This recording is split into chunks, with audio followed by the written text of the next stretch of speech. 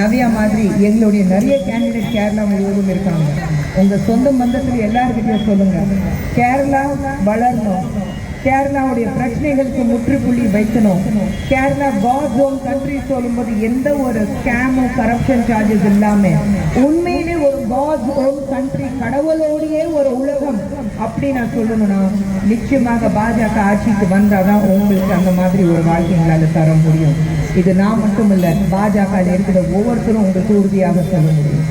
நாடு இந்திய தேசமே பார்க்கும்போது கடைசி 5 பொசிஷன்ல இருக்கும்போது 12 வருஷத்துல top 3 countries of the world நான் சொல்லும்போது பிரதமர் மோடி அவர்கள் மீண்டும் இந்த வருஷம் the top leader of the world தேர்ந்தெடுக்கும் போது நிச்சயமாக உங்களுக்கு மாற்றம், உங்க வாழ்க்கையில மாற்றம், உங்க வாழ்க்கையில மேம்படுத்த முடியும்.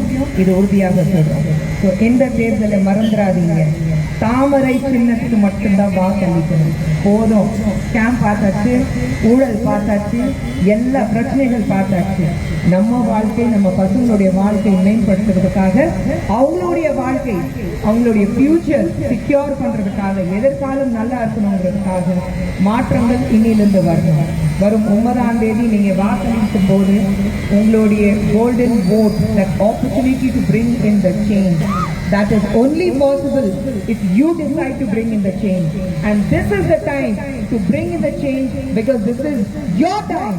People of Kerala should bring in the change, and the change starts from here. And let us all stand together with the Prime Minister, and Kerala linde ஒரு BJP ஓட ஒரு முதலமைச்சராக நம்ம பிரதமர் மோடி அவர்களுக்கு நம்ம பரிசாக கொடுப்போம். சோ இந்த தேர்தல்ல தாமரை சின்னத்துக்கு வாக்களிங்க, ஜெயிக்க வைங்க, உங்களுடைய நவ்யாவை ஜெயிக்க வைங்க.